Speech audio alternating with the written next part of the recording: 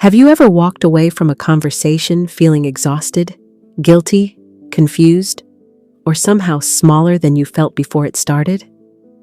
Nothing dramatic happened, no big argument, no obvious conflict, and yet, every time you're around a certain person, you leave feeling drained. If that sounds familiar, today's message is for you. One of the hardest lessons in life is realizing that not everyone who has access to you is healthy for you. Toxic people rarely announce themselves. Most of the time, their unhealthy patterns reveal themselves little by little. Today, let's talk about 7 red flags of toxic people and how recognizing them can help protect your peace, your healing, and your future. The first red flag is guilt whenever you set a boundary. Healthy people may not always like your boundaries, but they can respect them. Toxic people often treat your boundaries as a personal attack. You say no, and suddenly you're selfish. You need rest, and suddenly you're disappointing them. Remember this: a boundary is not a punishment. It is information. The people who benefit from your lack of boundaries are often the ones most upset when you create them. The second red flag is that everything revolves around them. They can talk for hours about their problems, but when you need support, they're nowhere to be found. You listen, you encourage, you show up, but somehow your needs never seem to matter. Healthy relationships make room for both people. You deserve connections where your voice, struggles, and dreams matter too. The third red flag is constant confusion. One day they're warm and attentive. The next day, they're distant and cold. You spend more time trying to figure out where you stand than actually enjoying the relationship. Healthy relationships create clarity. Toxic relationships often create emotional confusion. Peace and confusion rarely grow in the same environment. The fourth red flag is that they only reach out when they need something. Maybe it's advice. Maybe it's money. Maybe it's emotional support. Maybe it's a favor. But when you need help, the relationship suddenly goes silent. Compassion is healthy. Being used is not. You are allowed to care about people without becoming responsible for solving their problems. The fifth red flag is disrespect for your emotional energy. You explain that you're overwhelmed, exhausted, grieving, or struggling. Yet somehow, the conversation always circles back to their needs. Healthy people respect your limits.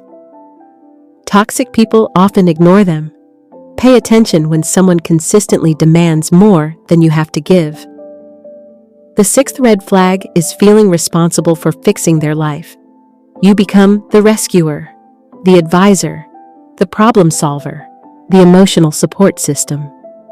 At first, helping feels good, but eventually you realize the same problems keep repeating and the same crises keep returning. Helping someone is healthy. Trying to save someone is exhausting. Only God can carry the weight of another person's life. That responsibility was never meant to belong to you. And the seventh red flag may be the most important. You consistently feel worse after interacting with them. Pay attention to how you feel afterward. Do you feel respected, encouraged, and valued? Or do you feel anxious, guilty, drained, and emotionally depleted? Your spirit often recognizes unhealthy patterns before your mind is ready to admit them. Now, let's talk about healing. Recognizing these red flags isn't about becoming suspicious of everyone around you. It's about becoming honest. God never intended for you to live in constant emotional exhaustion. Even Jesus created boundaries. He rested. He withdrew from the crowds. He spent time alone with the Father. He loved people deeply without allowing every demand to control his life. Healing begins when you stop asking, "How do I keep everyone happy?" and start asking, "What is healthy, honest, and sustainable?" Sometimes healing means saying no. Sometimes healing means stepping back. Sometimes healing means allowing people to be responsible for their own choices. The energy you've spent carrying everyone else can be redirected toward your own restoration, toward your own peace, toward your own healing, toward the life God is calling you to build. As we close, remember this: not everyone deserves unlimited access to your heart, your time, your energy, or your peace. Boundaries are not selfish. Discernment is not cruelty, and protecting your well-being is not abandoning others. You can love people and still create healthy distance. You can care deeply and still say no.